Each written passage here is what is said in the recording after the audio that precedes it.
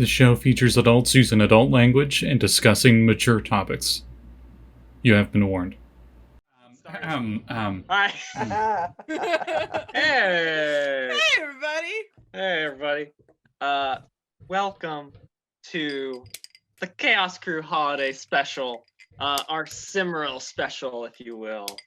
Because in the Forgotten Realms, the winter solstice is a special night called Simril, where typically people in the north huddle around bonfires, climb up onto rooftops, look into the night sky, and look for lucky stars. Stars that either portend their birth or were special to ancestors, all sorts of things like that. And if you don't know what star that is, you can buy maps and stuff. And there's all sorts of people out on the streets doing that. But otherwise, a time to chill with family, chill with friends, laughter and song fill Troll Skull Alley, our nice little home alley in the city of Waterdeep. And warm food and drink flow freely at the Noodle Troll, which is our party's little tavern. So that is where we find our little gang of Patience, Kuriyami, Sunspot, Lilia, Airly, and Solaris, all chilling at the Noodle Troll. And there's all sorts of other people there, doing their thing. A lot of people who've come in from the cold. Snow has fallen in Waterdeep, and Waterdeep has pretty harsh winters. They close the gates, the port freezes over, but Do people ice skate on the port? maybe, yeah. I'm sure the worshippers of Arl definitely do. They like ice dancing. Compared to a lot of the Sword Coast in the north, Waterdeep's probably the least severe. It's true. Neverwinter Or helps Neverwinter. too, since they have the warm river and everything. But yeah. I mean, from the name, you can infer. Actually, this is a tangent, but supposedly Neverwinter gets its name because they can grow flowers all year round. Mm-hmm. And then there, of course, there's also the legend about Halloweth Never, and that's where the name comes from. There's snow orchids or something like that. They're like white as snow. I think. I don't know. But yeah, we find our crew chilling in the Noodle Troll. It's warm. It's nice. Leaf, the poltergeist, is mixing eggnog and other warm beverages, hot cocoa behind the bar. He looks particularly happy that the bar is filled with happy people having fun for the holidays. For the first time, probably in a long time, since you guys moved in earlier this year. Before that, it was cobwebs and broken furniture. But what are you guys up to? Patience is looking out the Patience is looking out the frosty window, wishing he was at the yawning portal. Oh, fuck off! Wow! God damn it! Yami feels nothing but hatred. Oh man! Wow! Yami, pick him up by the scruff. And then that's when Patience. And then that's when Patience remembers. Oh yeah, there's a path to Undermountain from here, and he heads to the basement. There is. You can see through. That's one way to go. Wow. Damn. By Patience. All right. So he's not actually going to go down into Undermountain, but he's hanging out with Chris Crash. And Chris Crash's statue's down there, and it has ornaments hanging from it, and tinsel all on it. And the kobolds are all down there with Dab Shaba, who is like, okay, now 1, 2, 3. And the kobolds all start singing a Christmas carol. Or said where the wind go. Yes, they're doing kobold sea shanties. And the tiniest one is like, and take us back our gold.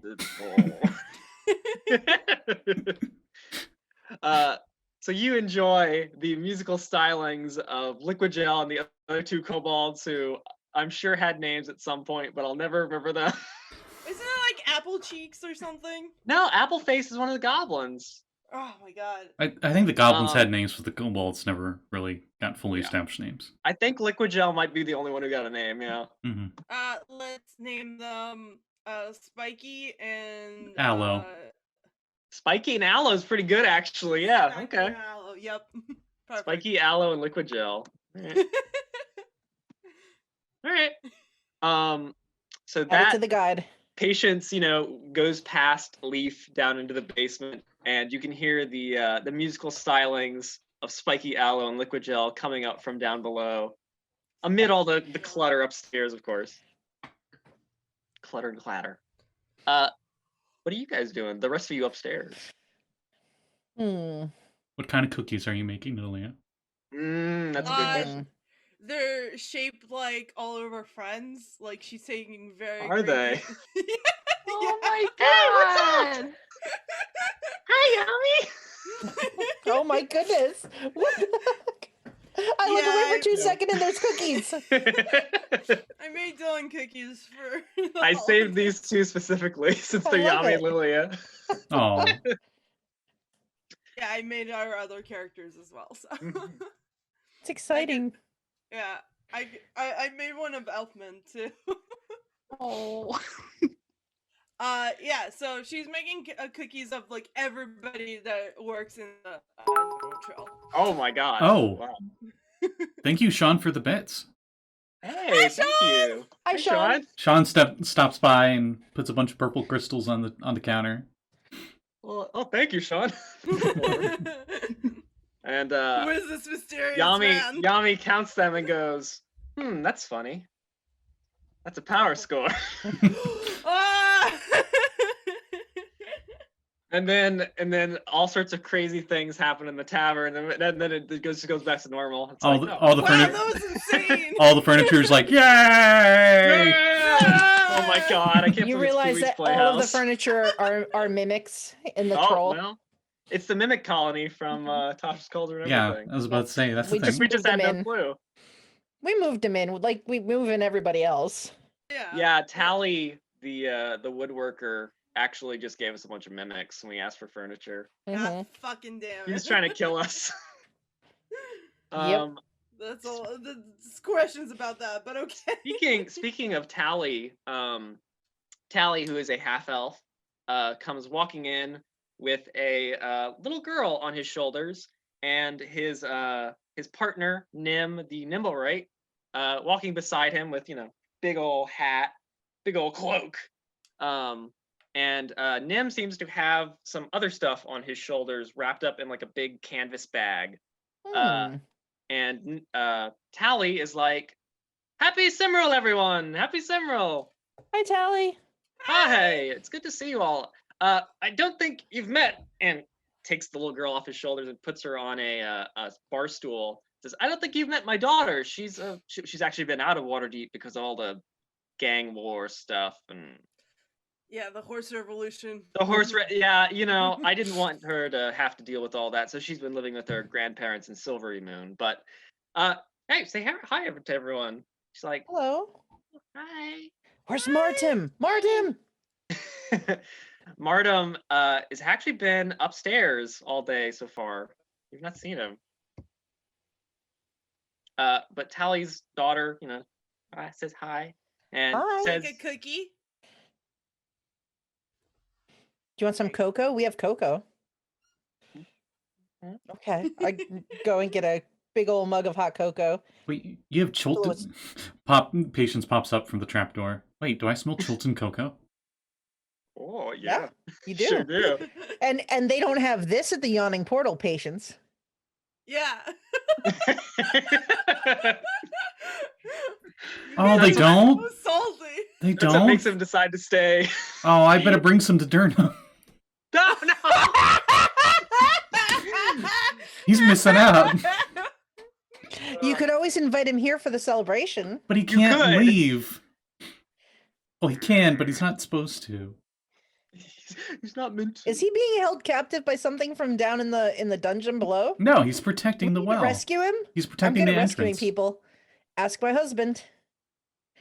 Very true. It's my husband. Oh, Renair is definitely here, sitting around. He's like, "I'm over here. Hi." Hi, Renair. Does he have like a really ugly, like 100%. Oh, of course. Yeah.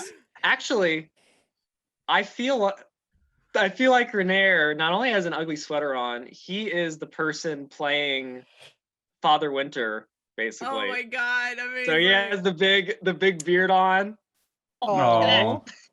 I mean, honestly, since he got aged up by that ghost, he looks the perfect Exactly. part. So this handsome dude with sort of silver foxy red hair with silver streaks in it is sitting there with a big ugly sweater, beard on. And he's like, "Come on, children! Ho, ho, ho. What kind of presents you want today? What kind of luck do you want from the stars?" And people sit on Father Winter's lap to see if he will write the stars in their favor this year, that sort of thing. That's what Renair's doing. Tally takes his daughter back up on his shoulders and points to Nim, who has the big bag, and says, "Nim and I were seeing if we could set something up on your roof. This is the biggest house in Troll Skull Alley, after all." Sure. Excellent. Oh, well, we don't want to spoil the surprise. It's he leans in. Actually, he doesn't lean in. His daughter leans in and says, "It's a telescope." Oh, cool. And he looks up at his daughter and is like, "Hey, who said you would do that?" And they head upstairs, and Nim sort of gives you all a nod and strokes his metal goatee as he up the stairs with this big bag with a telescope in it. Oh my gosh. Totally worth almost getting arrested to save him. Oh yeah, 100%. Yes. You guys live your lives like on the edge every day. Mm-hmm. Yeah, that's what we do, It's true. I feel like I've lived 20 or more years in just a short time. Maybe. It's very true. Then again, there was that ghost. It has been a hectic 2 years, and I feel like I've grown way older than I actually have. Stress does that, Lilia. That's why you gotta relax and just roll with it. Yeah, it has to be stressful being one of the rules of the multiverse, Yes. Yami sort of like leans down behind Lilia sitting on the chair and gives her like a shoulder rub. Like, well, you could just work all that tension out. There you go. She leans up and gives you a kiss. Oh, goodness. Hello. Is there any way you can use a side point to help? Oh, yeah, probably brute strike. Oh, God! Hold on. Wait. That's not what I meant. But... Solaris runs over and says, "Wait. Have you not? Wait." And I like flick a little switch on the little hands, and they're like, "Oh my God, they vibrate!" They're massage hands. Everybody looks at the camera. Yeah. It's like, what? No. I stayed at a place once where they had a chair from the 50s that was like a vibrating chair. Mm-hmm. And it was like so rough. It was scary. I thought it was like an earthquake. That's like real life stuff, but yeah. Mm-hmm. Okay. Yami's hands start. That actually sounds heavenly. That's what she wants. She wants an earthquake. This is marked mature audience, right? Things. Yeah, okay, it is. All right. Yeah, you have to mature audience things, so this is fine. Speaking of, Aya shuts off the camera. I think as Solaris, you're showing us this stuff and all that, talking about aging 20 years. I think now is a good time for our first interlude, our flashback to holidays past for Solaris. Oh boy. So There's basically, like for a creepy tissue kid that's floating in water that oh comes up oh to- my god, yeah, a creepy tissue kid shows up and is like, "It's not my fault. What's past is past. What? Dylan, why do you have all these things? Worry about it. I'm the ghost of Simril past." I believe that was because you were making a joke to my brother. Yeah, that's exactly. I know the spirit to Airly's past. It's Kermit the Frog with little butterfly wings on him. The wings are cosmetic. Yeah, they're cosmetic. But basically, for our viewers, we're gonna go around to each of the players throughout this session and take a glimpse at holidays past for them, either good or bad, you know. So Jeanette, Hi. tell us about a holiday memory that Solaris has, if you will. Oh, a holiday memory. Yeah. So, Solaris thinks about she's originally from Cormier. Well, she wasn't. Yeah. She was born on the road, but she spent time in Cormier with her grandparents for a while, and there was this one sort of holiday that was Cormier specific. It had been a tradition for so long that the actual like beginnings of it aren't even really remembered. But Sounds about right. yeah, they call it the open feast. And so this is a holiday where the royal family is not allowed to attend, and a huge party is thrown and everybody can attend, and the whole point behind it is you get to rag on the royal family as much as you want, and That sounds fun. there is the sounds best great. food and the best drinks, and it's amazing. I mean, people do impressions of the royal family. They tell all their dirty secrets, and the nobles really turn out because this is like their free for all. This is when they can just let loose and they know there's not going to be any repercussions come the next day, mostly because most people don't remember the night before. But it's always enthusiastic. There's always a lot of shouting, singing, just impersonations, rude noises. And when Solaris sounds like a regular holiday to me. Yeah, you know. But Solaris was just maybe like 12 years old when she lived there. So this was just high times and good times and fun. And she just remembers just the whole party atmosphere, and you'd have those that just sat by there was like this open table of food that would just keep getting replenished, and there would be the ones that just sat in the comfortable chairs and ate all night. And usually the people who were drinking ended up there by the end of the night too, because you get hungry when you drink. And it just the atmosphere of it, because most time in Cormier was very stiff and upper lip, Stuffy, and you had to behave yourself, and you have to put on a certain attitude.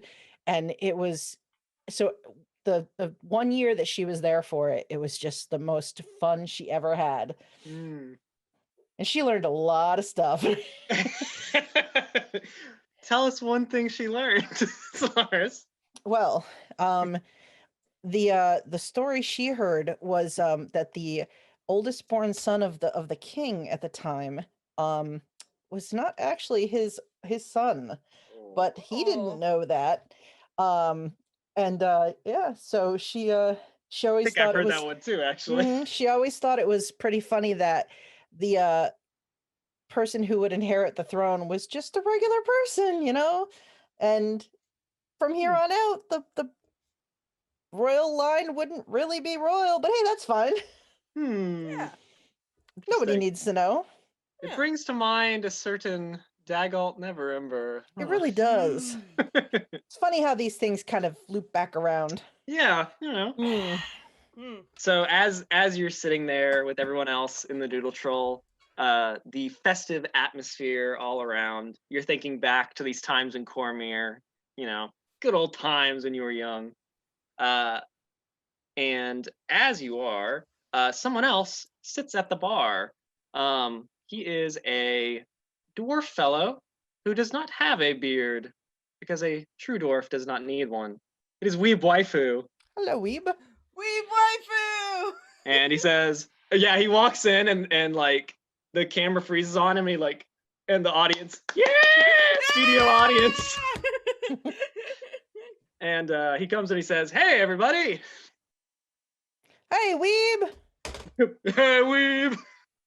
And he sits down and he says, I want your largest eggnog.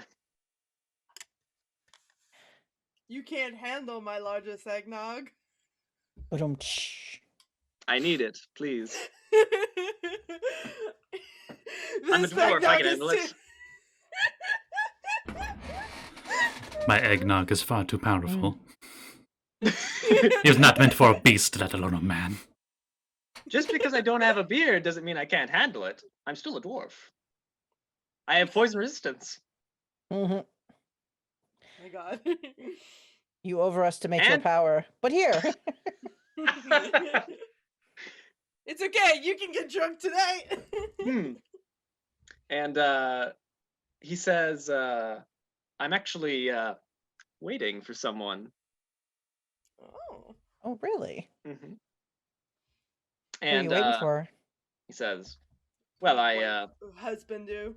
I may have a new girlfriend.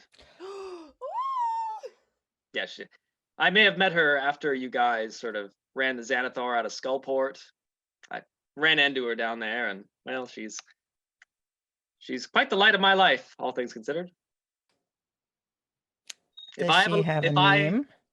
Oh, Skella.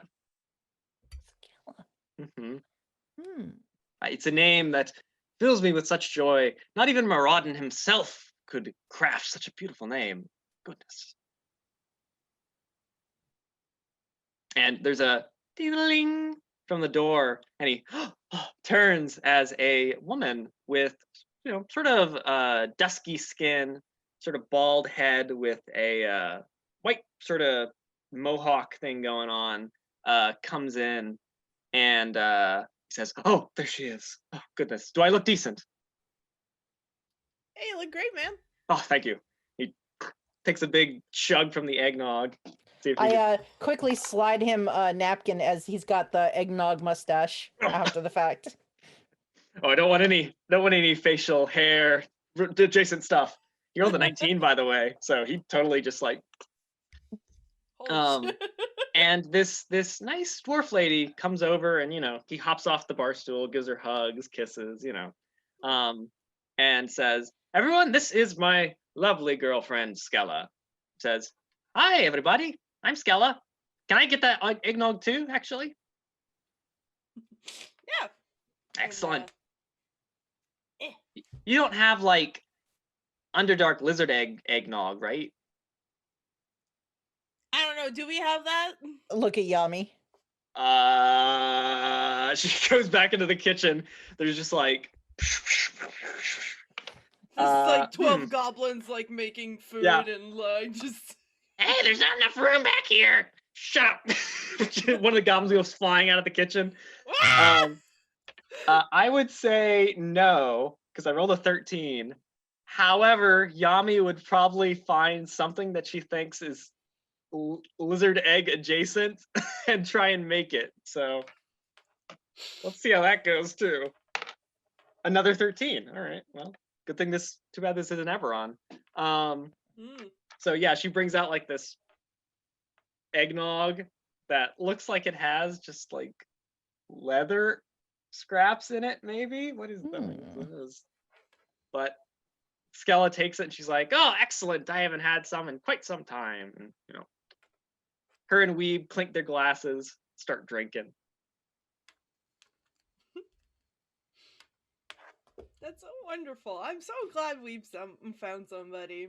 Yeah. Good for him, honestly. If anybody deserves it, it's Weeb Waifu.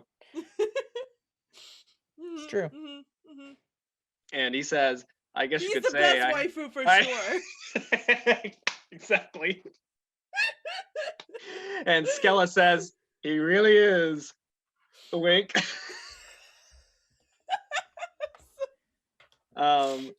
And sorry. as that is happening, there is the sound of sort of giggles from a table nearby, and there's a young woman, half-elf woman, sort of sitting across from a rather gruff looking young man. Looks like he's probably a laborer of some sort, and both of them are sort of like sitting across from each other, like sipping from straws on either side of like a drink, occasionally feeding cookies to each other. And you can see that sort of watching them from a nearby table, shrouded in smoke with the subtle sounds of a saxophone playing, is Vincent Trench, investigator of the Tiger's Eye. And he's sort of sitting with his fedora flicked back, and he's just sort of sitting with like a smile as he has a cigarette sort of in his teeth, watching him.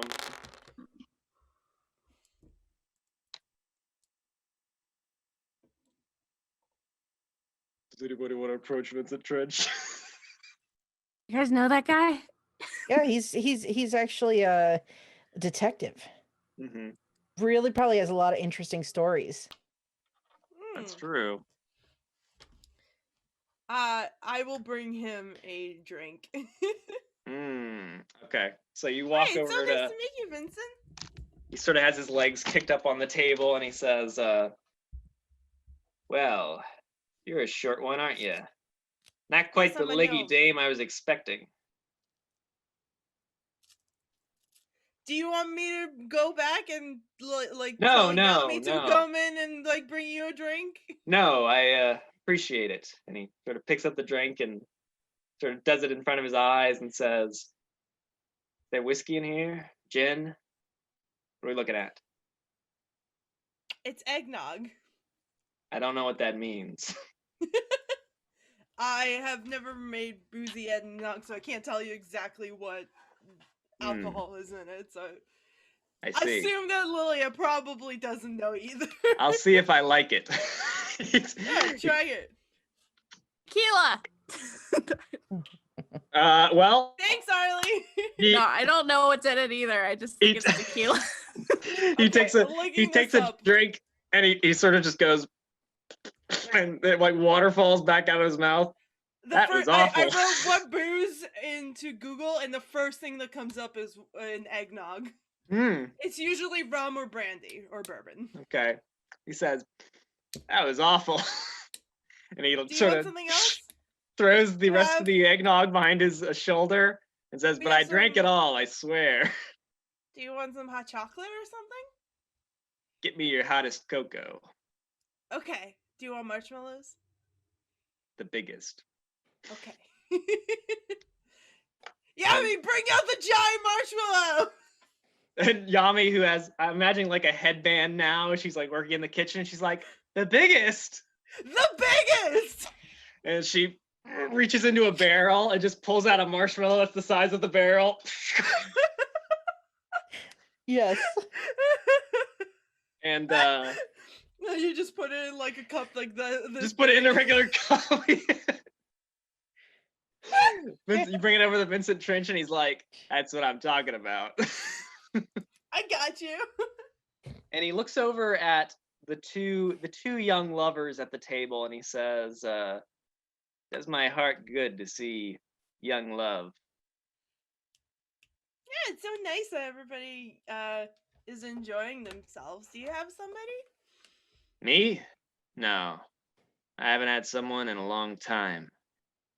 There've been a lot of ladies who crossed my door, but none of them are like her. And the saxophone plays. He says, but well, the truth is, I brought those two together. He was a miner from Phandalin. She was an apple picker's daughter. I got hired by her father to find her. She had disappeared from home when, and he points around, when we first came into Phandalin with all these, hoodlums, I suppose. And, well, I found him here in Waterdeep. I guess he came to work in the mines in Skullport.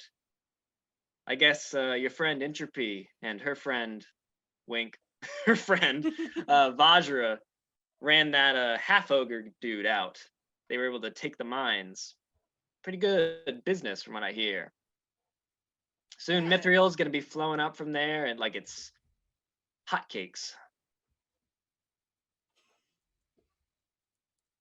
I don't think hotcakes float. They do where I come from. They would. Where are you from? Well, that's another long story. I've been in a lot of places. I like to learn about other places. I'm sure you Like, haven't been real- where I come from. Where Can are I- you from? Make me a persuasion roll, Lilia. Okay. Says, can I trust you? Let's see if my. Oh, gee, I only got a 3, so I guess that's a 18. An 18, huh? Oh, Okay. He leans in conspiratorially over the table and his giant marshmallow. And Hides behind the the steam marshmallow. the steam from the hot chocolate comes up and he says, well, I come from, you ever heard of the lower plains? Yeah, yes. Well, like I I've been said, there, I'm sure you, wait, you've been there? right? That's how, like, hell's there, right? Yes. I'm not going crazy. It is. Yeah, Huh. been there. Well, That's where I went early. wasn't expecting that. What, your friend is from hell? No, Just she's looks not. over. No. She's from like a little Oh, bit. She's from okay. this plane. She was just in hell at the time. I Still not see. exactly sure why, but she was looking for her, like how she got there. But she was looking for her fiance. It's a whole thing. Funny. Don't know how I got there either. Funny. That's where I met my fiance. For Okay. all that happened. I don't know who keeps gifting subs, but thank you. We got like Thank 4 random Yay. subs now. Wow! thank you. Thanks, anonymous Thank gifter. you. Thank you. Ah, it's a holiday special. Yeah, just in time for the holidays. Yeah, just in time for the holidays. Mhm. Vincent Trench will tell you in confidence, though, Lilia. Mhm. There's a reason that my detective agency is called the Tiger's Eye. You ever been Can to I a? roll- Can Yeah, I roll go. Yeah, go for it. Arcana, right? Yeah. Okay. Oh, okay. So, that's a 31. Oh, yeah. I would say you know that there are a type of fiend who tend to manifest as sort of tiger-like, backwards hands, Right, that sort right. of thing. A little Is it because dramatic. you're Is it Rakshasa. because you're? Yeah. Is it because you're Rakshasa? He says, "Don't say that so loud." Yeah. I may Sorry, be- is that a secret? Shake my hand. You shake his hand, even though you're touching the palm of his human hand. It feels like you're touching the back of his hand. Ah, that's weird. And he says, "See, it is weird, isn't it? Yeah. Somehow, no one's noticed in all these years." Rakshasa. Ooh. I suggest doing some. I feel like you need Rakshasa. some moisture. Some moisturizer would probably help. I've never thought about that before. You can't just do the palms of the hands. You gotta do the back of the hand. You know, too. it's really nice. I'm a fiend.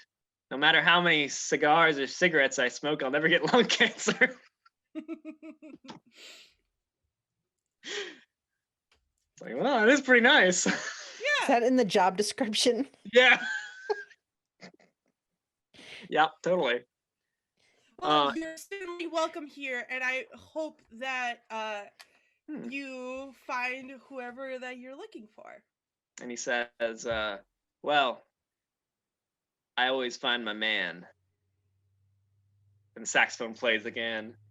Are you looking for a man? Because I'm sure we can like find you some. There's like some very eligible bachelors in the He tavern. says, "That's a complicated question," and looks off into the middle distance.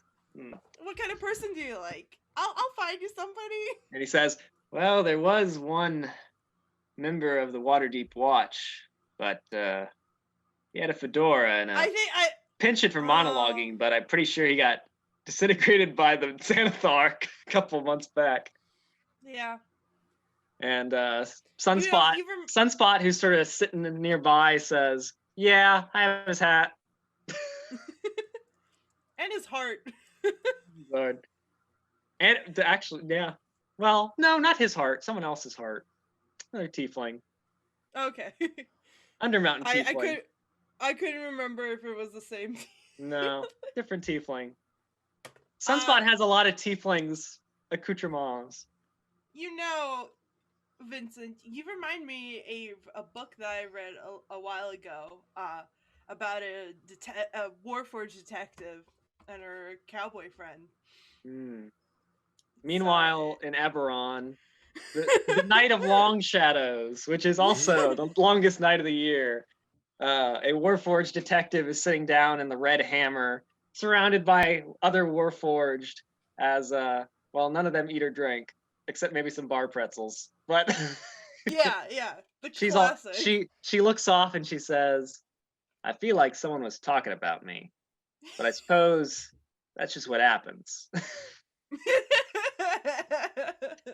When you remember the Sharn Watch, just how it is. But I think now is a good time for another one of our holiday flashbacks. Lilia, since you interacted so graciously with Vincent Trench, how about you? What holiday memory comes to mind for dear Lilia tonight? Probably like one of the earlier ones of like a little like one of those memories that like almost is forgotten, but you just have like this impression of it. It was one of the last holidays that she spent with her grandma before everything went down.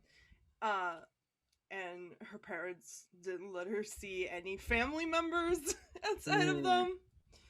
But she brought her a little bear with a red bow, like this. Aya, please. It's adorable. And it was one of her prized possessions.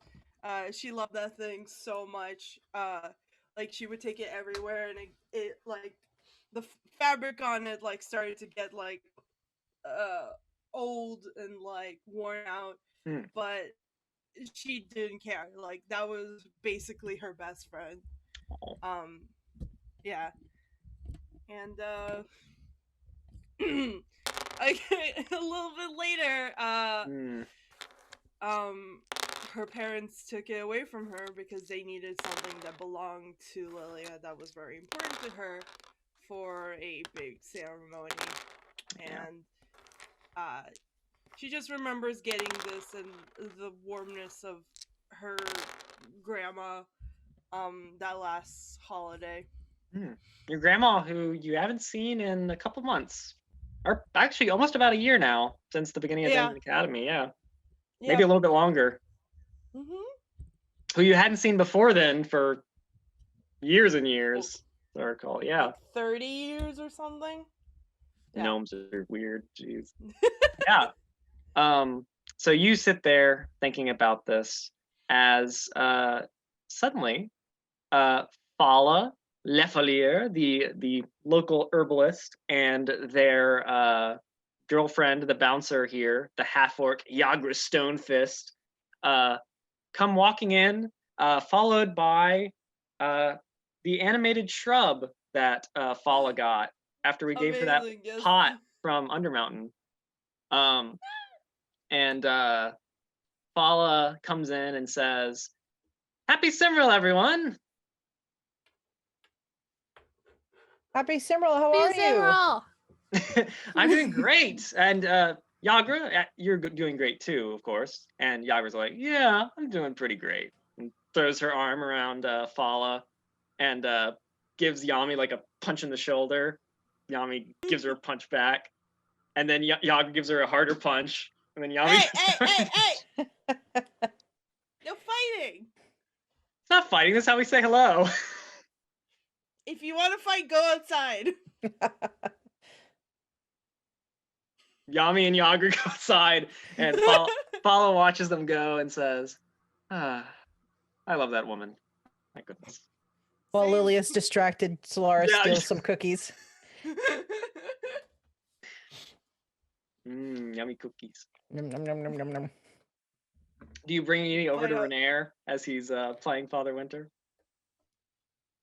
I bring him a Solaris cookie. Oh. It's like, thank you. My goodness, so thoughtful. Here's what I want from you. He says, that could be arranged. I feel like the stars are in your favor. You know, I looked for a Renair cookie, but I think they've all been kidnapped. Oh, well, that happens. I hear that happens. Mm. And he lifts up another cookie and says, I did find this Floon cookie. Oh. Oh. I take the Floon cookie from him and walk away. Oh. Did anybody tell Sean that Fluna's dead? Yeah, the party got Floon killed. Well, technically, I think Solaris got Floon killed. Let's Yeah, be I know. honest. Yeah. I know. That was one crazy bachelorette party. Sure was. You know, bachelorette parties sometimes end that way, you know? With your party convicted for attacking nobles and, you know, yeah. Mm. And when you make deals, backhanded deals to save some of your friends, not The realizing leader of they're the gonna, Zentarum, Yeah. not yeah. realizing they're gonna Yeah. kill other friends. Sad. But don't worry, guys. At the bar, there is now a Floon Blagmar memorial bar stool that will always be open for Floon. Oh, You know? that's And so sad. And Oh no, I is feel like Floon's ghost gonna haunt the noodle troll now? Leaf the Poltergeist goes, God, I hope not. Leaf, you'll never be lonely again. Never thought those words could be threatening, did you? No, I didn't. Yeah. And Weeb Waifu says, that's why you be careful what you wish for on Simril. It's true. And yeah, Yagra and Yami go outside to fight. And Fala, you know, motions to her little shrub friend and says, I thought I'd bring my shrub since, well, it doesn't seem you guys have a Simril shrub. I thought I'd bring one of my own for you guys. We appreciate it. Since you guys did help put tabs together and everything, I thought, you know, least I can do. Thank you for the shrub. I Mhm. don't know what it means. Thank Oh, you. well, it's for Simril, and you can decorate it any way you like. I pick out a little flower that I have in my pocket and I put it on the shrub. Mm. When you put it on the shrub, Airly, make me a perception check. Ooh. Is Arely good at perception? She's probably not. Oh, actually she is. 19. Oh shit. All right. You put this on the thing, and you, as you're close to the shrub, you hear something. It sounds like from in the shrub. Little noises. You got something in your shrub. Fala says, I have something in my shrub? I poke my face into it. Inside the shrub, there's a little fluffy creature that almost looks like a koala bear or a baby Totoro. What? And it looks at you from the like the branch of the shrub and goes. You. Hello. I cast speak with animals. Can I understand what it's saying? Speak with animals. Actually, no. Say no. Speak with animals. It just sort of. So evidently, this thing is not an animal. Can I pick you up? Oh, crabs! And Wuggles, the little frog that Laryl Silverhand gave you, who's sitting beside you, is like, that's an interesting creature you found, Airly. Do you know what it is, Wuggles? Let me see if Wuggles knows. It's a good question. He's a smart frog. I don't know. So I rolled an 18. Yeah! Wuggles! Okay. Wuggles says, well, I spent a lot of time around a crossing with the Feywild. I think that might be a baby Archfey. And Lilia, when Airly pulls out this little baby, you recognize it as baby Gnarl, your old patron. No! What are you doing here?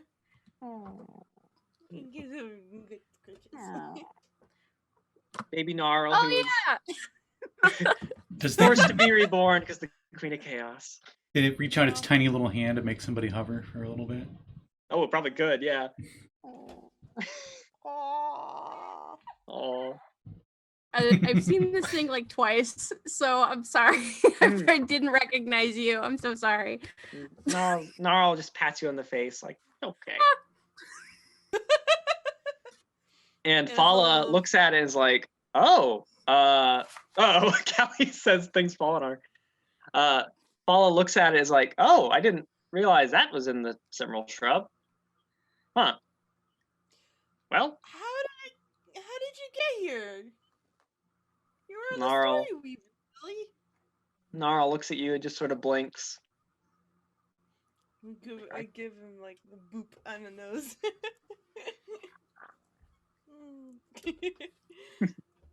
Does this shrub like transport things? Like, what's going on?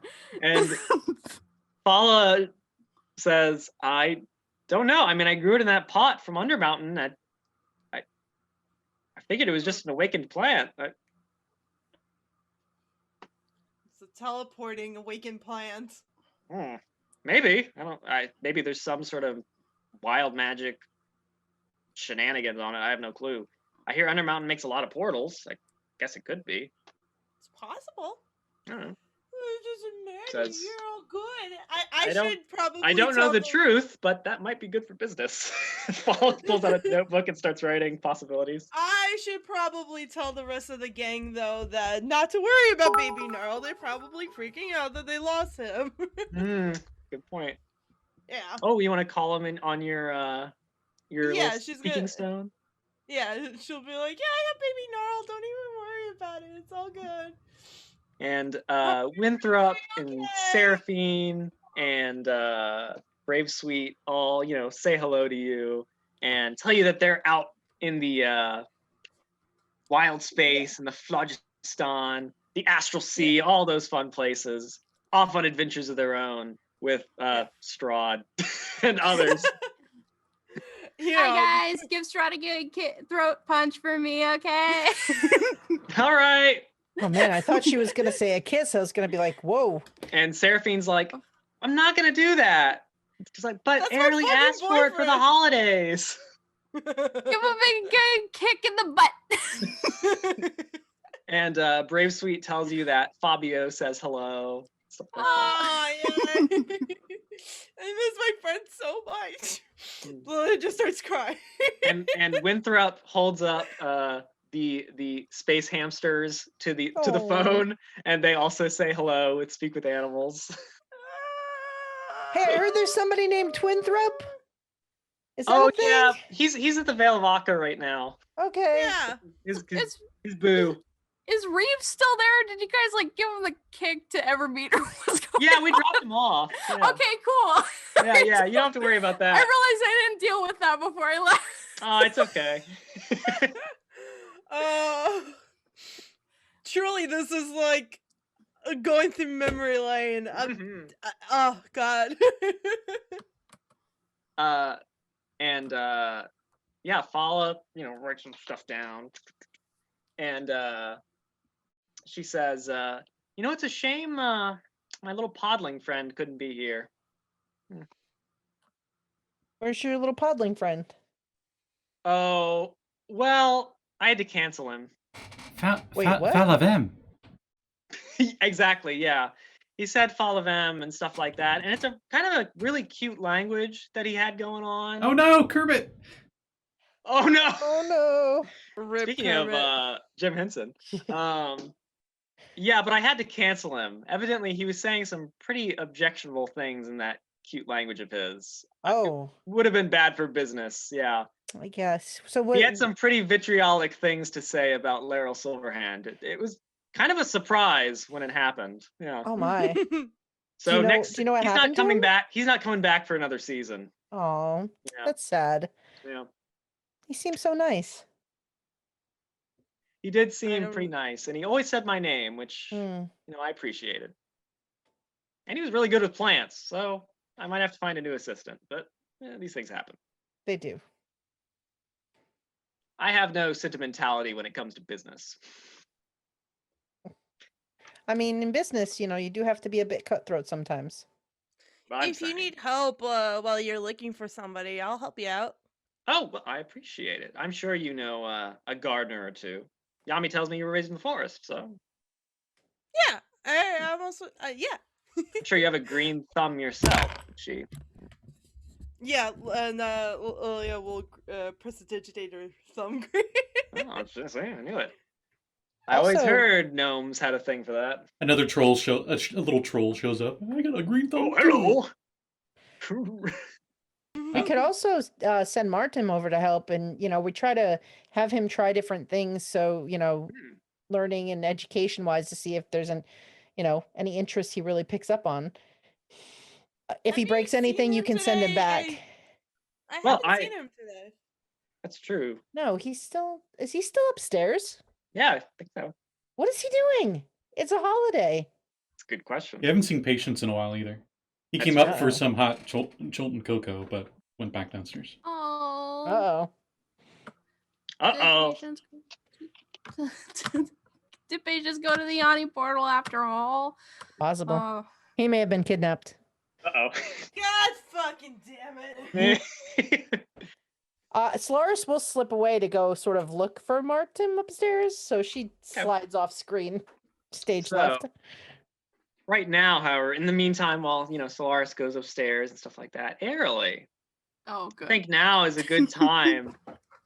Since you found Baby Gnarl and you were thinking about your old fiance and stuff, for your flashback, your holiday flashback.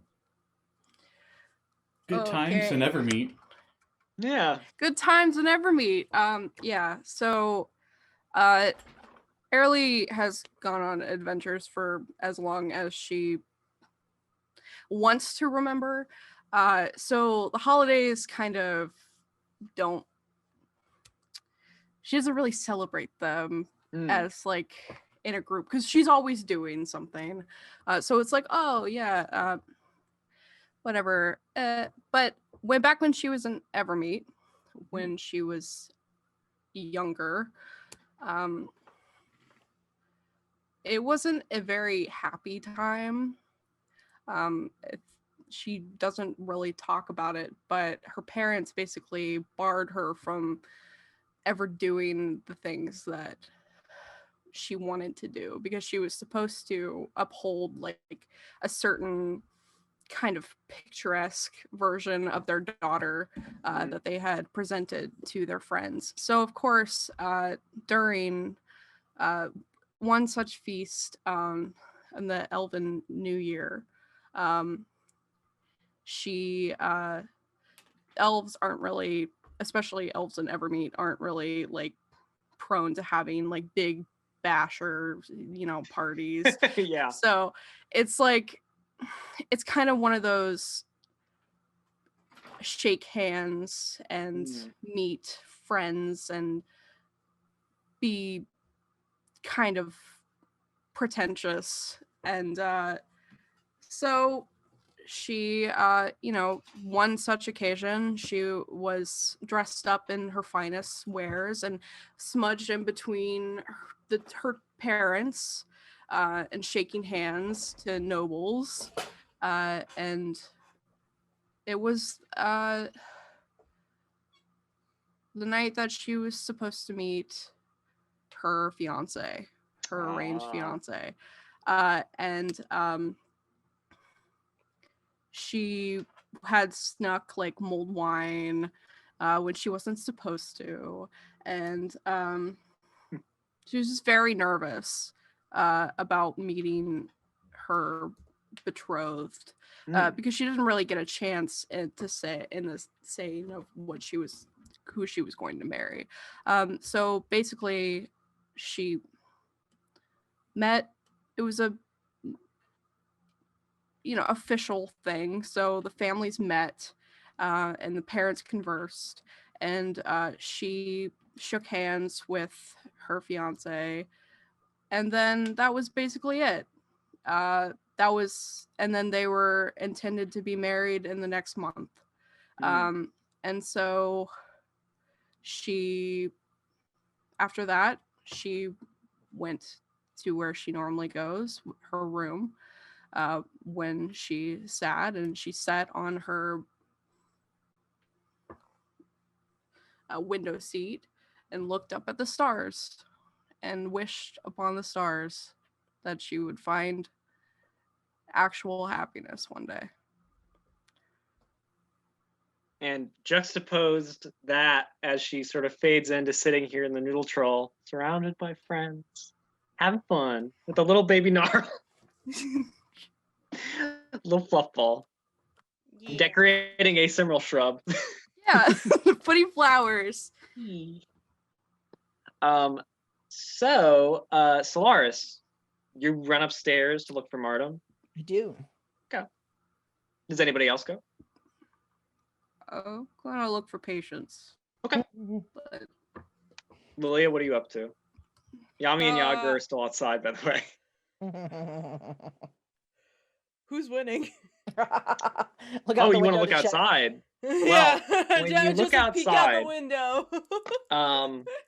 It looks like Yami and Yagra probably started like fighting each other, but now they are both like in like these elaborate snow forts, and there are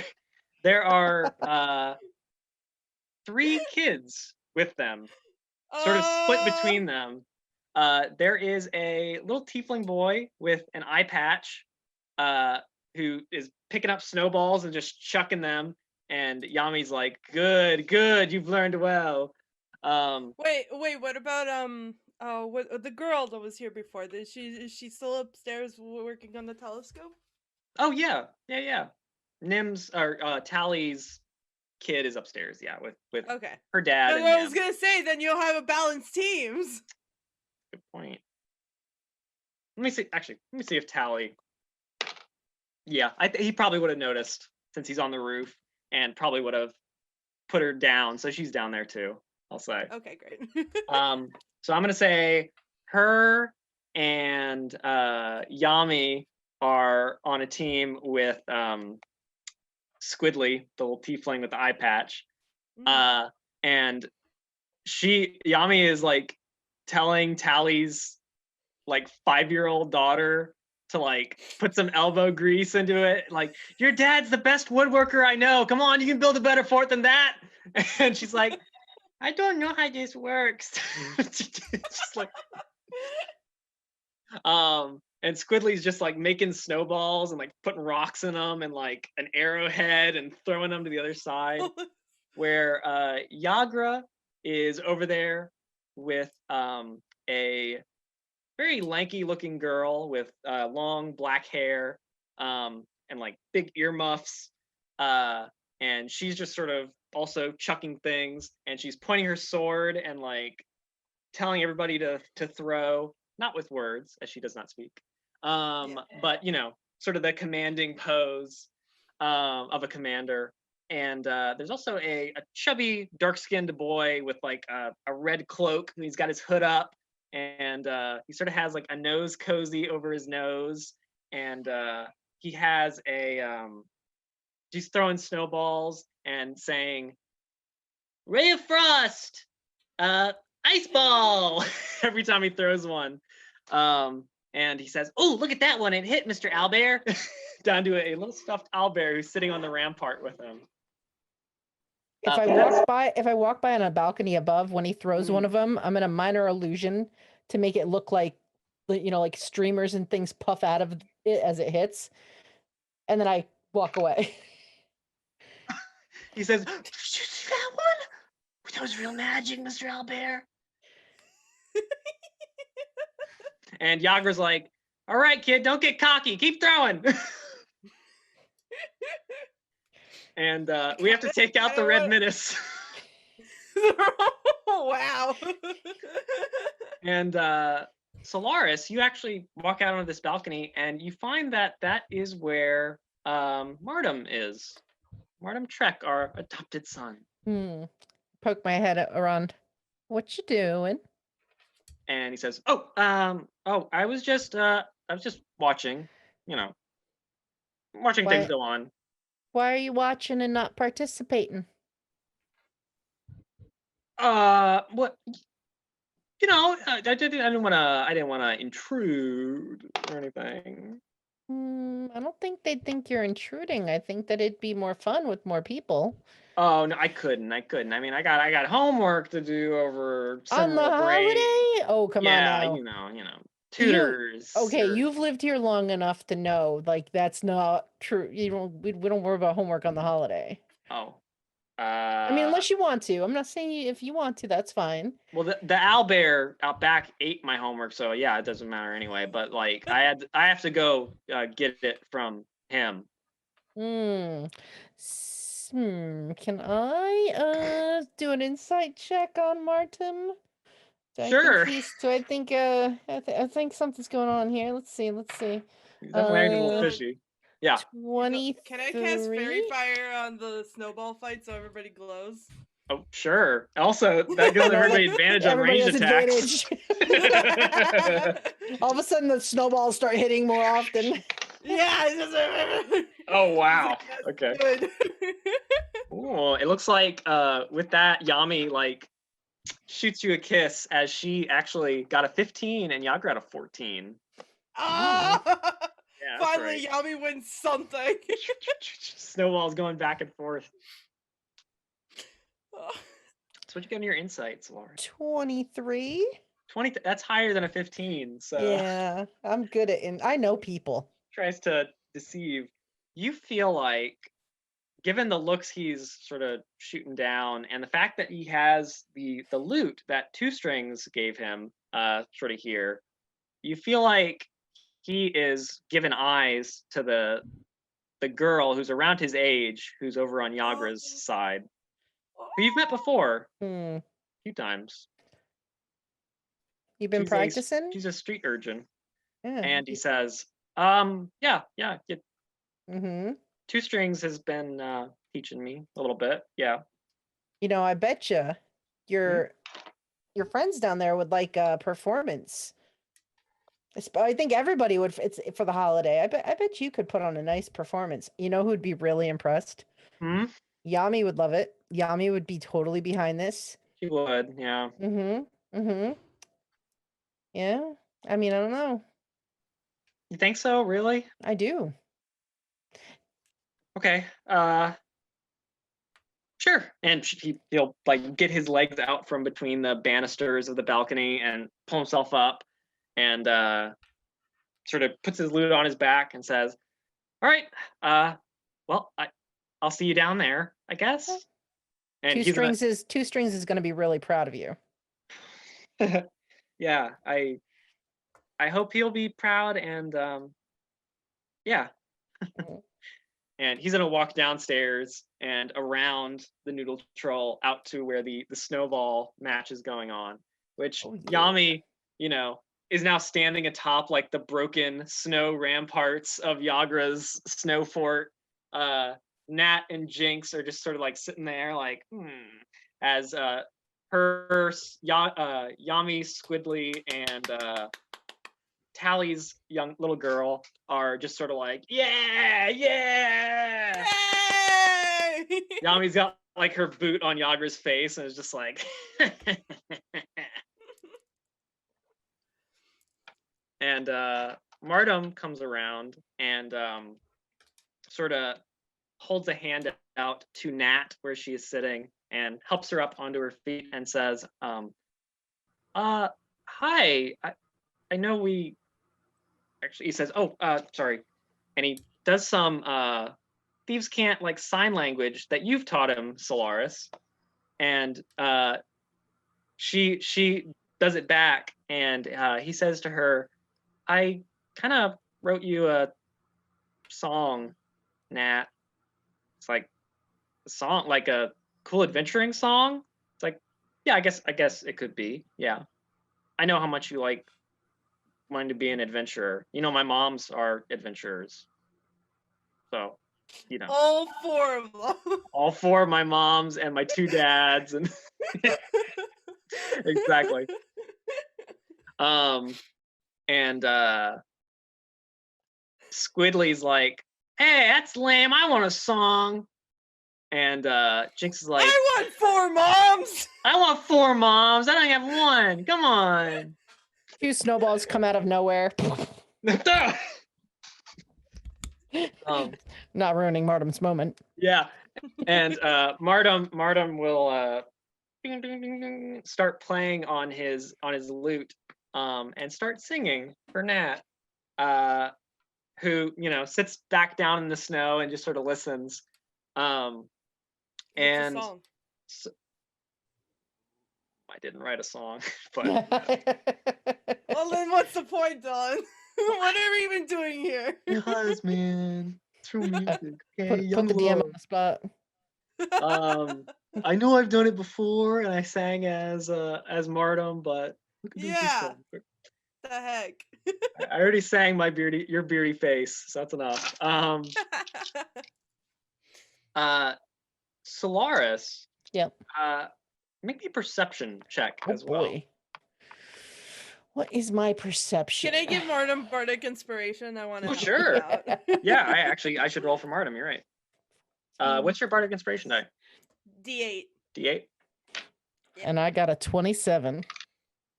Okay, well, that's a 10, so it's average. It's an average performance, but you know, it's the thought that counts, really. He's nervous. It's okay. Exactly. He like restarted it like 5 times. Yeah, he's like, oh no, that's not right. And Nat's just sort of like chuckling to herself, and Squidly's like, oh my god, look at this guy. And Jinx is like, oh, good, oh geez. Puts his fingers in his ears. Lily is just like sitting on like the little like balcony and like putting her hands on her face. Yami will mighty leap up there and beside you. Solaris, you can't help but notice something very strange.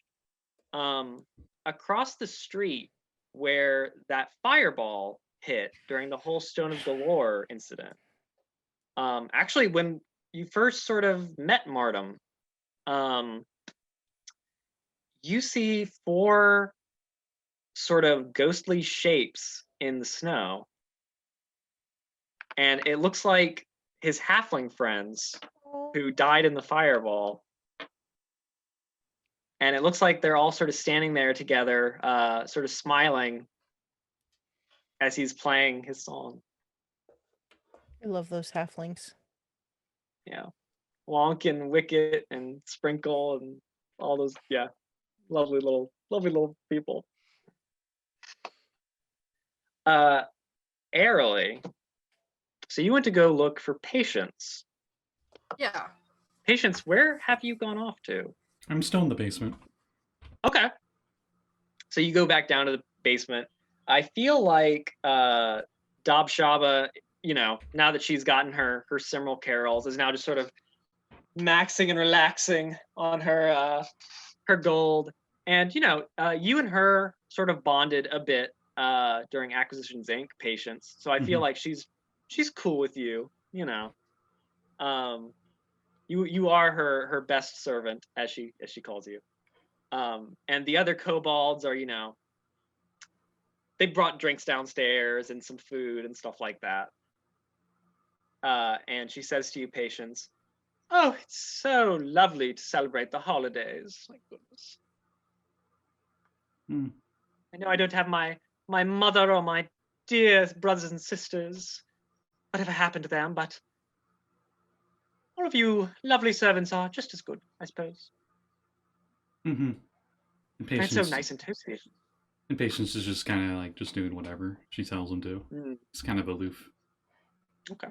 And Airly, that's when you come downstairs to find Patience in front of the great entrance to Undermountain that we dug out with the mechanical beholder that's sitting beside it. The disintegration ray that we're just not using. Yeah. Hi, Patience. I brought you some hot cocoa. I know you already had some, but I thought you probably got done with it. And this one has that big ass marshmallow in it. Wow, that is a big marshmallow. Thanks.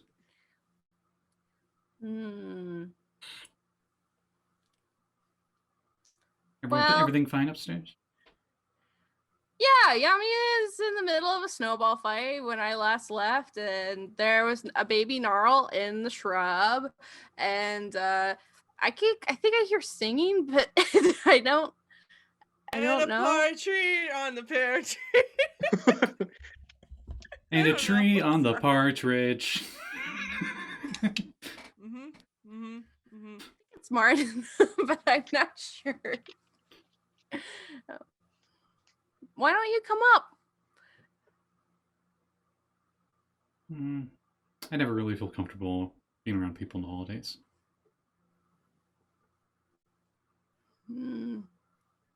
I get that.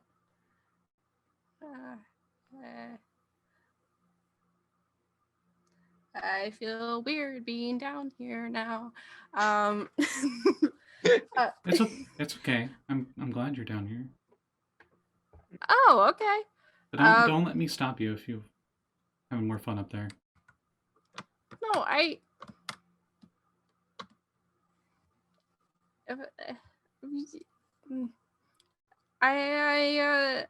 don't know. I want you to be happy, and if you're happy by yourself, then that's fine. But I mean, I don't know. I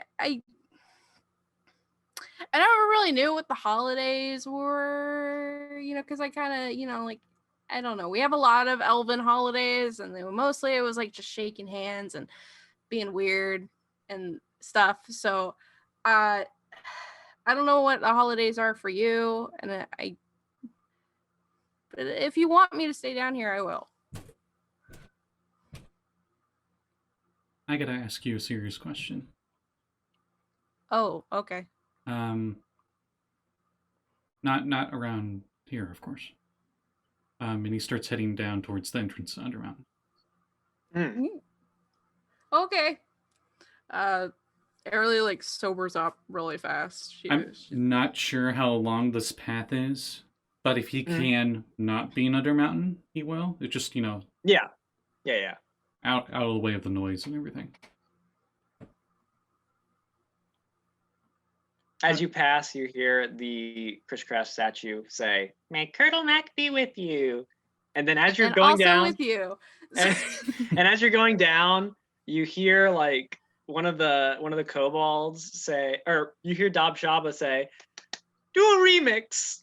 And one of the kobolds, you hear him like walking back and forth in front of the Crisscross statue, and it goes, "May Curdle Mac be with you, be with you." May Colonel Mac be with you. Oh no, it needs batteries, quick. It's the dubstep remix. But you guys head down the tunnel a little ways towards Undermountain, towards the first level where it opens to that portal room where the Revenant was at before you Sent him to heaven on a pile of bits. Before we get too far and to break the awkward walking in silence, Patience just stops and he turns around and he looks up at you and says, "So how did you really end up in hell?"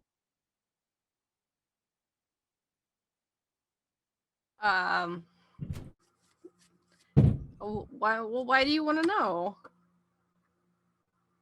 I mean, is it important, or like? I just want to know how connected you were with Asmodeus and his cult. Oh, Did you have family that was into that? No, I don't think so. But to be completely fair, I don't really exactly know what my parents are up to these days. So, but I'm pretty sure.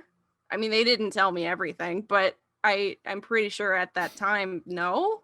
I to tell you the truth, I was kind of traveling around and with other adventurers.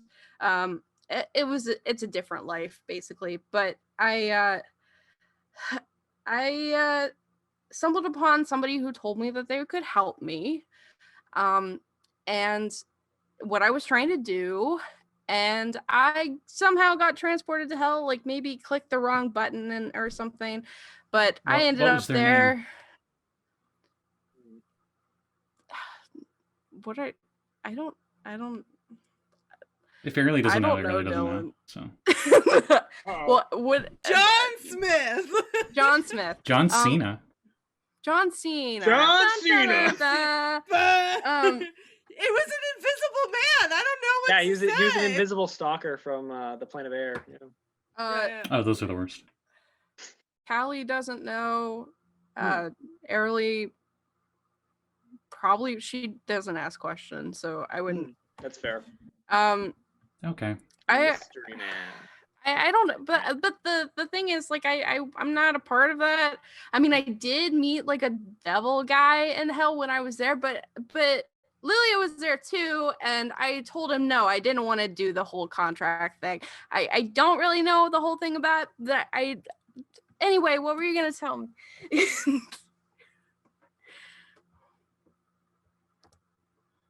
I've also lived a life before this one too.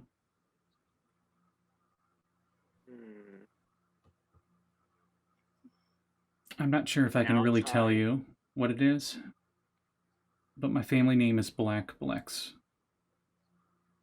If you wanted to look that up, I won't stop you. Just please don't tell the others. Dylan, I trust you enough. You seem to been have around. the similar past to mine.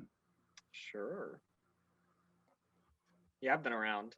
Is it history or would it be Arcana? It'd be history. They're a family in Waterdeep. Yeah. It's the same thing. I rolled a 19, but it's a -1, so an 18. That's pretty good still. They would be like Tell a us nobles. something of your family, They'd be a Patience. noble family, but they're kind of not like a really well-known one. So that pass. Yeah, I would say so.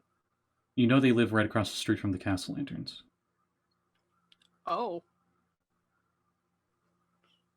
Dylan, if you want to look at my D&D Beyond, I have filled out my background a little bit. Oh, awesome. That's probably all you really know about them. That they're nobles and they live across the street from the Candle Lanterns. Okay, And you know what you found at the Castle Lantern estate? Yeah. Oof. That's my next question. Were they, I mean, if you don't want to tell me, you don't have to tell me. Were they what? Were they part of the same PTA meeting? Yeah. Were they? Did they go to the same clubs?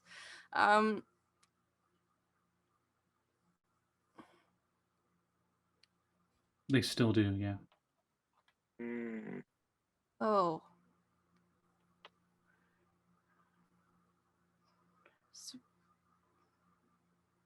So I'm taking it that they're not very good people. No. Okay. Well, We used to go to El Toro during midwinter to visit what they called my Uncle Krieg. Hmm.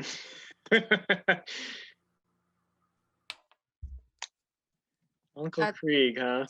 that doesn't sound too great. Mm-hmm. I Do you mind if I like steal the scene and do like descriptions of like? Yeah, totally. Yeah. I was gonna say flashback.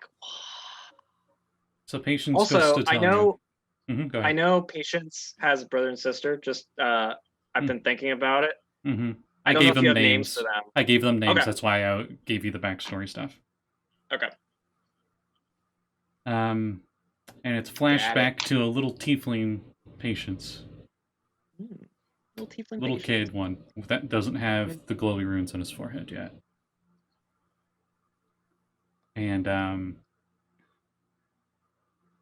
they're in a wagon, and his youngest brother Nizher is an infant in their mother's arms in the front of the wagon. And he's sitting in the back with his older sister Lola, a human girl, probably early teenage. And she probably picks on him and stuff like an older sibling does. And they're going in through the gates of Baldur's Gate. Okay. And probably the Black Dragon Gate on the north side. You know, coming down the tradeway from Waterdeep, big black dragon head over the gate. And they enter a villa up in what is that, Upper City? Isn't that what it's called? Yeah. There's Upper City and Lower City. And Patience and everybody is dressed all nice. The equivalent modern day, like the super conservative going to church, dressed nice. Going quickly through the Lower City, where there's a lot of probably a bunch of it's just all ghetto and horrible, and eventually get to the Upper City, have to show their papers or whatever to the guards at the front gate, and because the rich people are very secure on their wall, making sure the poor people can't come in, and head in and roll up to a villa. And then it cuts to them going into the villa and going to see a lady with 3 sons, and they're all in their mid-20s. One you only see him for a little bit. He's very thin and probably the oldest one. He's not in his mid-20s. He's probably in his 30s at this point. And they're greeting like their old friends and stuff. She treats Patience like she's the big aunt. And she's very top heavy in the sense of muscular. So she's like an older lady, but she's very strong. Like she's got the like Kuriyami strength. And she just picks up Patience and is kissing him, and Patience has his hair like combed like to the sides, and you get the middle thing, and he's that little kid that's just like, doesn't want to be here. Yeah. And they go to celebrate. She's not. When you see your picture, she's not. Trust me. Hey, it depends on maybe the Gilf. person, I suppose. Maybe Gilf. Yeah, she's not, Gilf. Would be more anyway. accurate. Then they head into the basement. After there she is. She's showing off her strength. Okay. 18 strength, right? If I remember right. 17. 17. So plus 3. She's still pretty swole. Dang. She reminds me of like the trench bowl from fucking Yeah, Matilda. a little bit. Mm-hmm. Into a basement that has 4 stone pillars bracing it up. There's a bunch of wooden crates and stuff. Head through a door and head into a sewer system down below the Upper City. And Patience remembers asking his mom, "Where are we?" And said, You're old enough. It's time.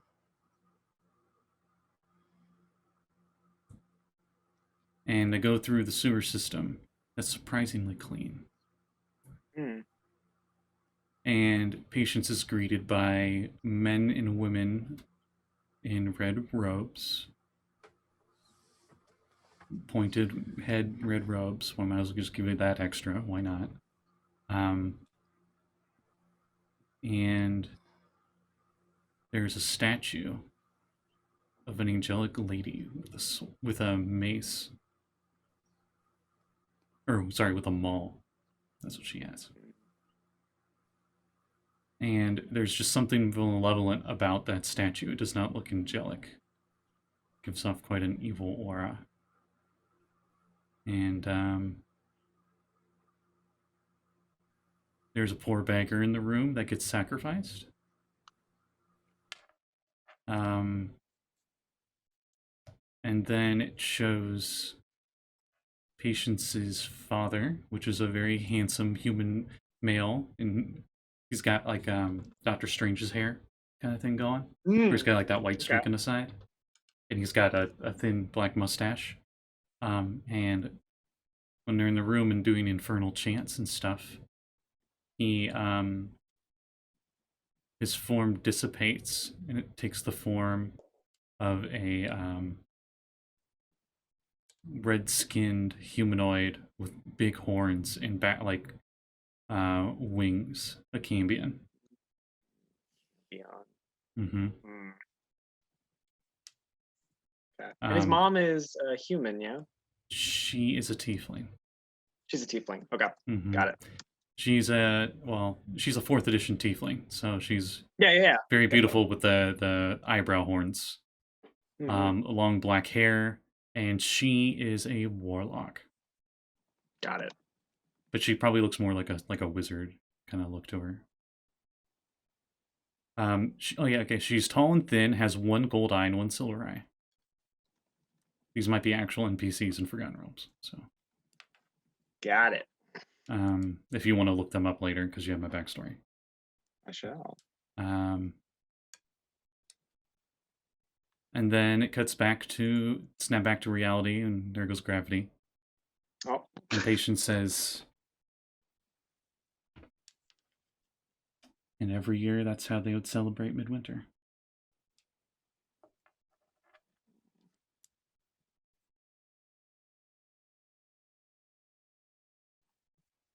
True.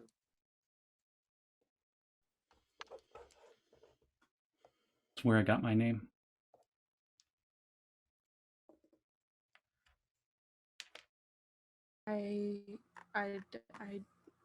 There's nothing I could say. I'm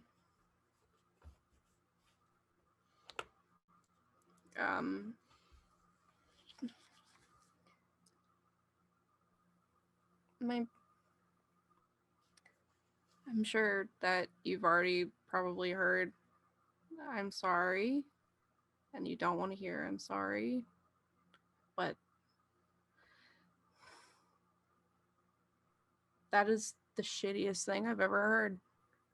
And I've heard a lot of shitty things people do to their kids. And my parents weren't great, but they weren't like that. Yeah.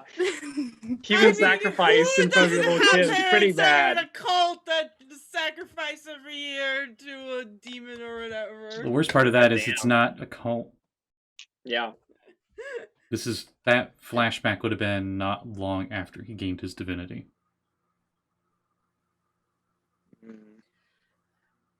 Yeah. Okay, early 40. That's legal shit right there, yeah. Mm-hmm. Asmodeus is real god. I can promise you that I have no connections to any of that. Any connections to like devils or anything was taken with Winston, so you don't have to worry about it anymore. I get why but you do. What do you mean? Me. You're not like them.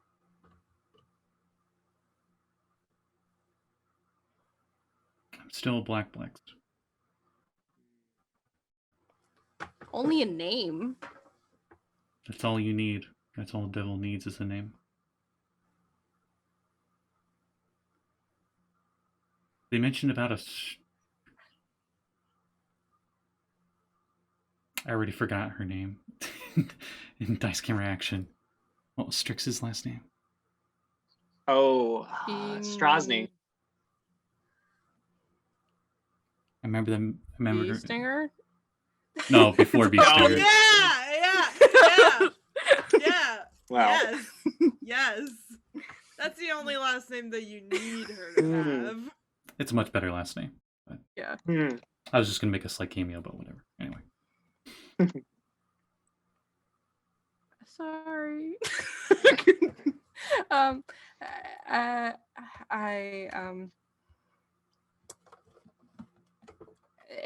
It really, I mean, it might be for the devils or whatever to have a name or whatever. I don't know. I don't care about names. I've changed my name like a million times, and Well, you can do that. I mean, if you want to, we can go do it right now. You don't have to keep living in their shadow. Yami made up her name. You did. I have a lot of friends who made up their names. I mean, that's the greatest part about being on your own. You get to make your own life. You know, I'm not who I was back in Evermeet. You're not who you were to them.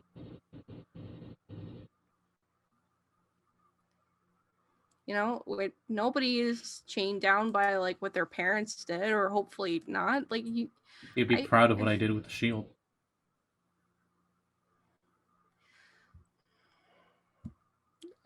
Early clenches her fists. And I'd heard about that says, shield since I was a kid.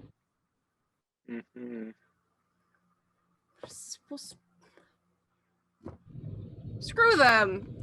You like they you're not them, and what you did was a mistake, and so you shouldn't keep. You don't have to.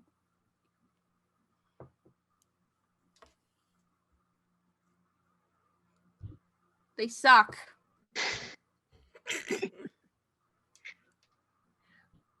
Well, I mean, they're not vampires. At least I'm pretty sure they're not vampires.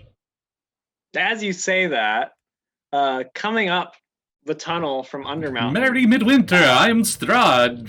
Hey! Surprise! Kill him! No!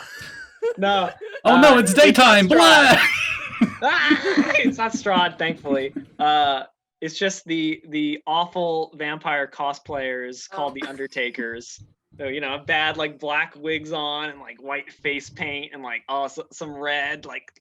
I think of the actual wrestler. We didn't kill them all. I thought we killed them all. No, we hired the Undertakers. Oh, that's fair. Yeah.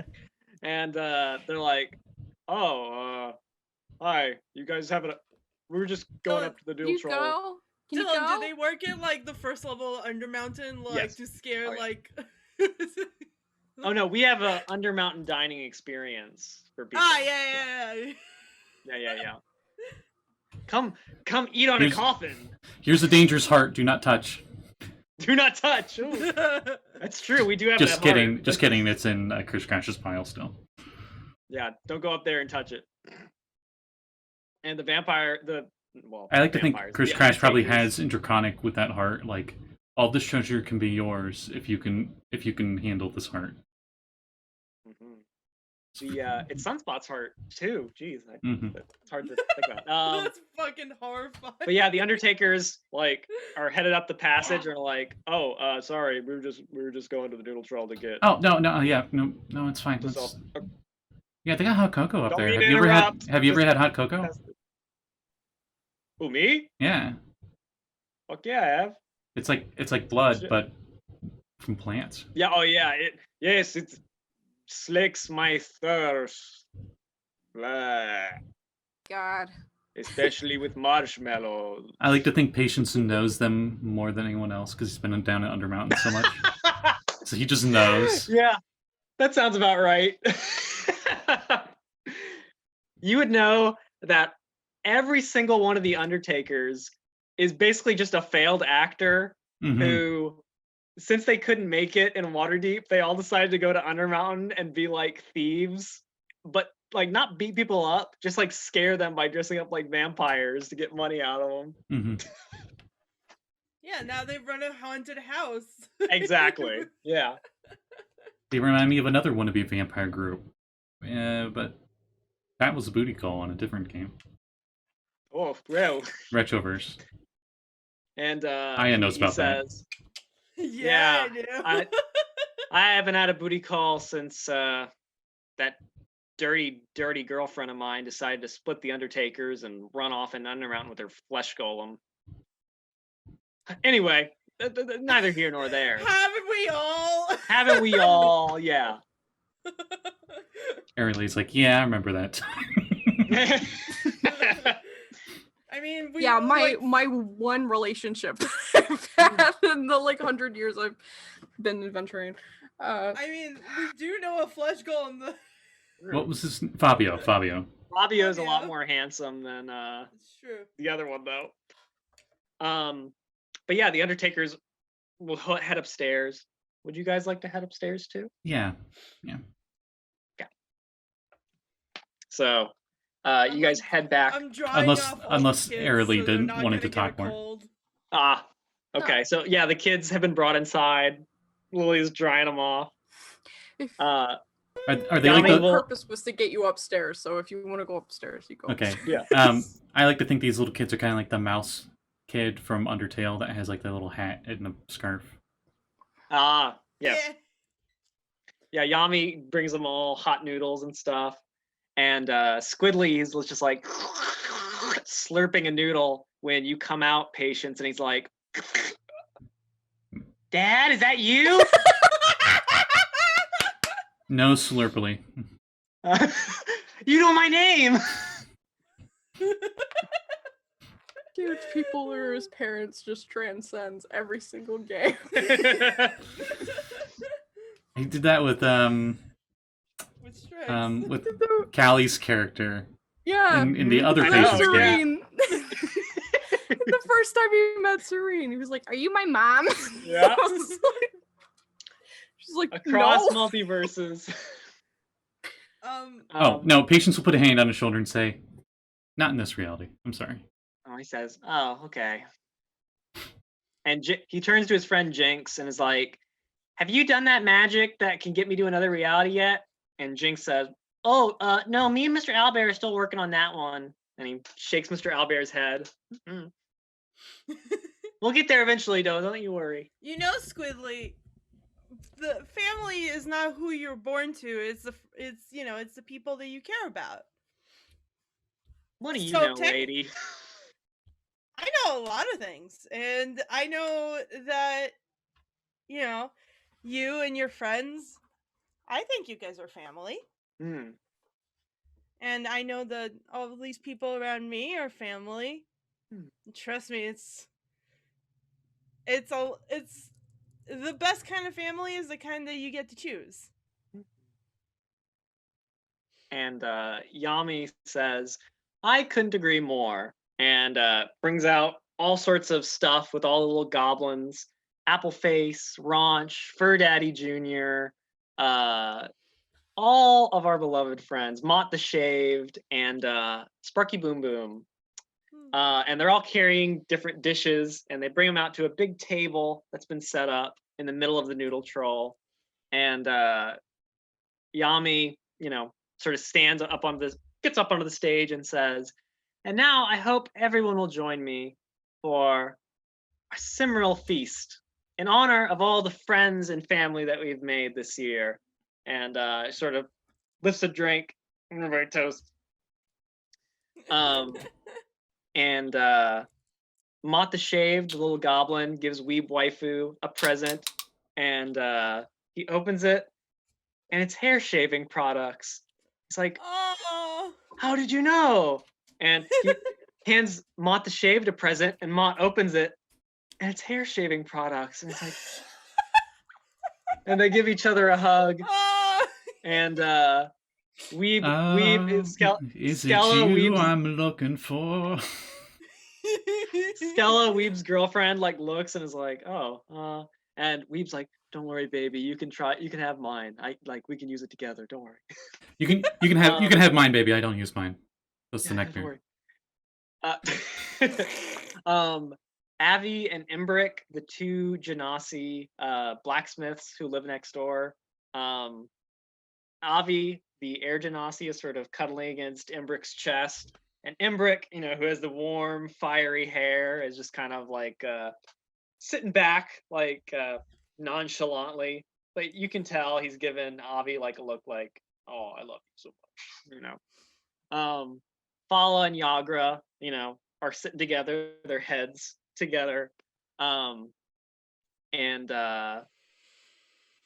Sunspot, however, is looking out a window as all this is happening. And you guys see that he's looking at an arrowhead that he's just sort of looking at. And he seems to be like absorbed in looking at this and hasn't even seemed to notice you guys are all getting together at the moment. It better not be golden. It's not. Okay. I was worried we might get a stand or something. Is that one of Squibbly's? He really shouldn't be playing with those. And you go over to Sunspot and say that? Yeah. Says, oh, and he tucks it into his clothes and he says, no, it's mine. Well, not mine. It's my dad's. Is it? Oh. Says, I'm not really supposed to have it, but I mean, you guys, listen, I'm only telling you this because I love and trust you guys. You're cool. We get it. Technically speaking, when I became a guard, I'm not supposed to have anything that ties me to my old life anymore, but my dad means a lot to me.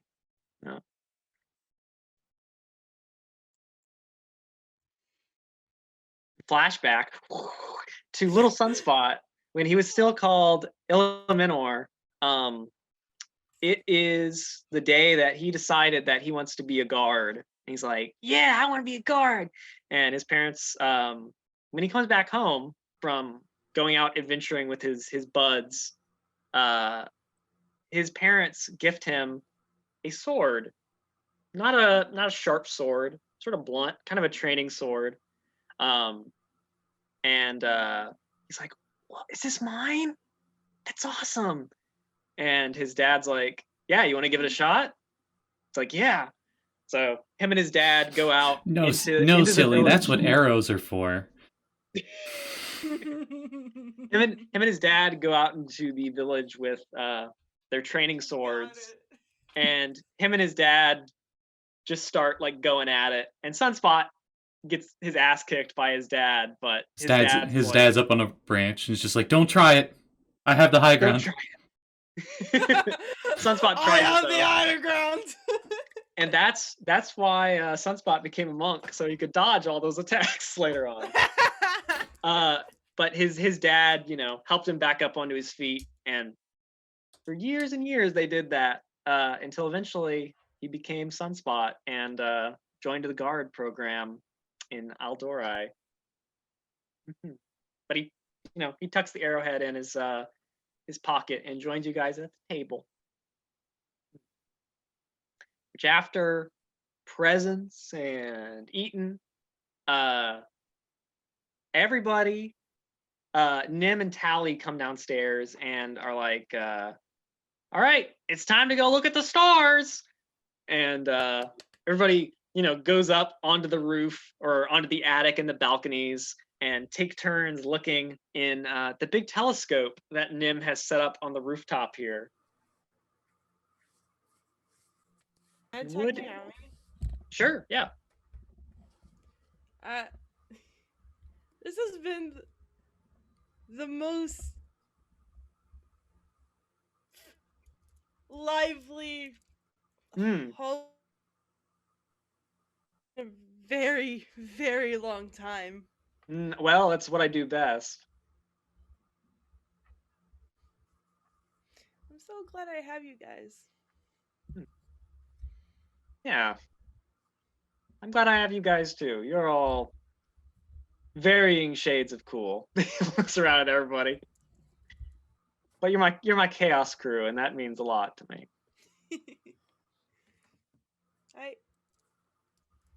I don't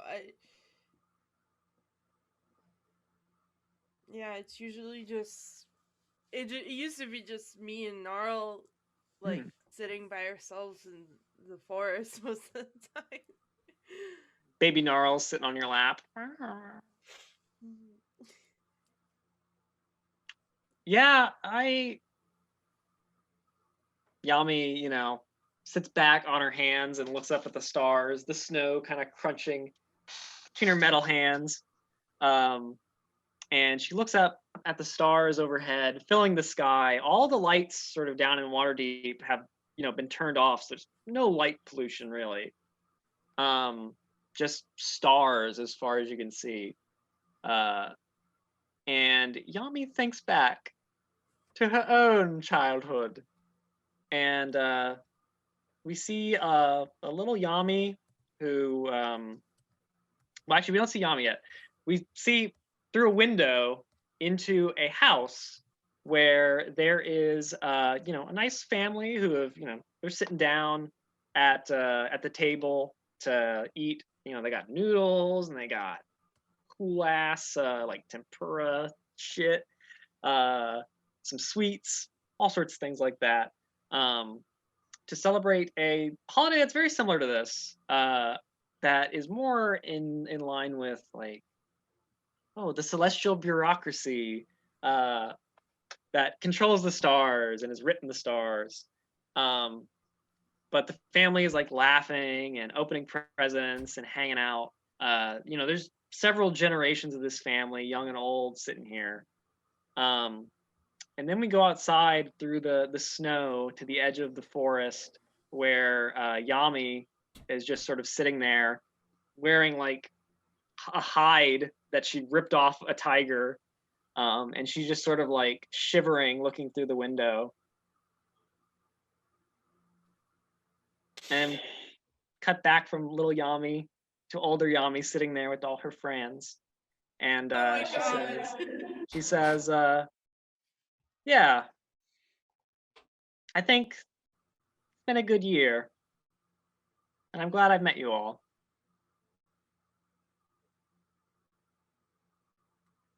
Glad to have met you too. Can you guys hear me? Sorry. Yeah. It reverbed quite a bit there. Or echoed back. Yeah.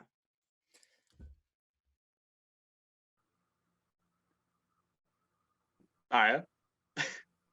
What? Are you to say something? Can you not hear? Yeah. Oh no, I couldn't hear you that time. Me? No. Okay. Yeah, we can hear you. Okay, cool. Right. It just it reminds me of when we first met Yami. Oh, yes, it does, doesn't it? And we were sitting on your ship. Yeah. Different stars, but yeah, but same sky, same place, same sky.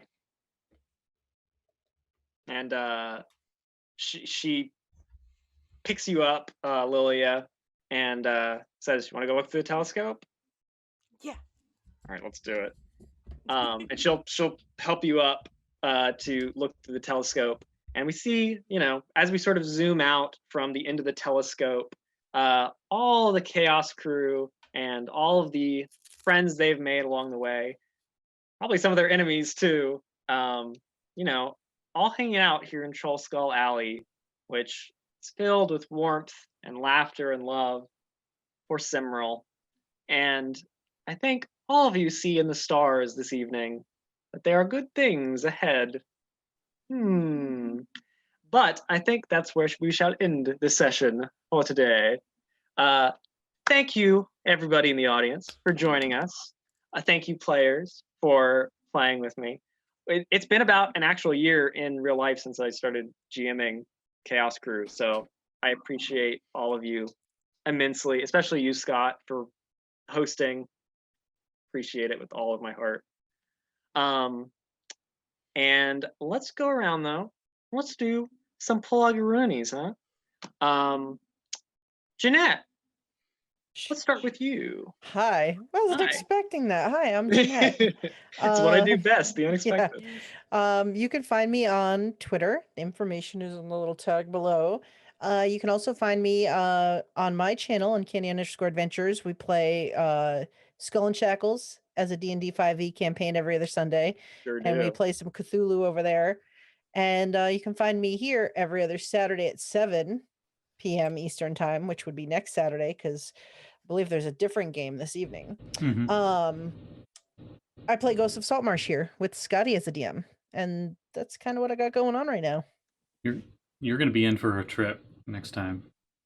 Uh-oh. Usually I am, so it's cool. All right, excellent. Callie, what do you got going on? Hello, I'm Callie, or Cap Mhm. Callie on Twitter, and I have art. I do art, and I have commissions open, and it would be nice if you commission me. And my next game is Tuesday for Unwritten. You're going up a few octaves there. I mean, technically speaking, we have one tonight, but that one doesn't air yet. Yeah, I don't know what to say about Vampire, and I realize I'm still talking in an airly voice. Vampire the Masquerade will be we're doing a Vampire the Masquerade Baltimore by Night game that is run by Kevin and Kat, and it's not streamed, but it will be put on the internet soon. They said that in the next 2 weeks or so. Yay! So Vampires at Denny's, if you want to see that action, being totally not suspicious, totally normal, absolutely not anything. Speaking of frogs falling over, watch Unwritten too. Yeah, Unwritten is on Tuesday at 8 o'clock. It's got a bunch of people in it. I feel like really bad because I missed one yesterday and I didn't see Dylan at all. So Scotty's in it and Aya's in it. No, you didn't say Reese, who was in the call. No, I know. I said I didn't, but I said Reese afterwards. I didn't mention Dylan at all being in it. So you did. I thought you did. I'm pretty sure you did. Yeah, you did.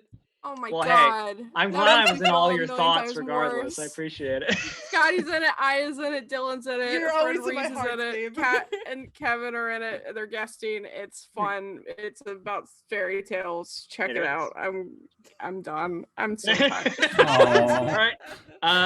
Aya, how about you? What plugs you got? Hey everybody. My name is Aya Golder, and I'm practically in all those games, so That's kind of true, yeah. My next aired game is Unwritten, but the game after that is Saffron Academy, which, unlike Dungeon Academy, is not a D&D game. It is a bubblegum gumshoe. It is a school mystery game in a magic school, sort of like Harry Potter, but like less transphobic. So Less of people just pooping on the ground and magicking it away.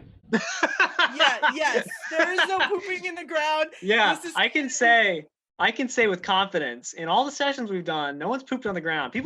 We've gotten urine samples, but no one's pooped on the ground. Yeah, nobody has shit into anything yet, so everybody's been constipated in that game, and I'm really worried about you guys. The TARS can make something that will help. Yeah. But you guys are gonna be working on planning for a Halloween bash. That one of the players, I'm not gonna say who, wants to turn into his own personal birthday party. So we'll see how that goes next time. So it won't be at least it won't be a Halloween smash. I don't know about that one, Scotty. That's up to you. Knowing Tarst? No. Scott, how about you? What plugs you got? Normally I have a few. There's a lot of shows on this channel that I host. If you want to see them, the schedule's in the About section on Twitch on this channel. But I want to take this spot, instead of talking about me, is to talk about everyone who watches here, and who has donated bits, and the random person that donates subs and stuff. Thank you so much. It means a lot to me, because this is a lot of work, and I just do this on the side. But I really appreciate that people enjoy this. So thank you again. Yes. And I hope that everyone out there, you'll join us next time, as I've kind of been thinking at it as season 2 of the Chaos Crew. Electric Boogaloo. We're Electric Boogaloo, where Finally. our party may be going back down into Undermountain for some adventures that I've been planning for a very long time. Yes.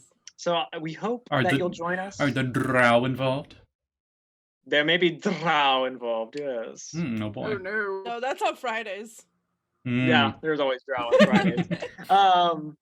But we love all you out there, and we hope you'll join us. Stay safe. The holidays are kind of past, but have a lovely year. All that, and we'll see you next week. Also, Bye, everybody. specifically, everybody who watches this, you have beautiful booties. All right, bye. Bye, everybody.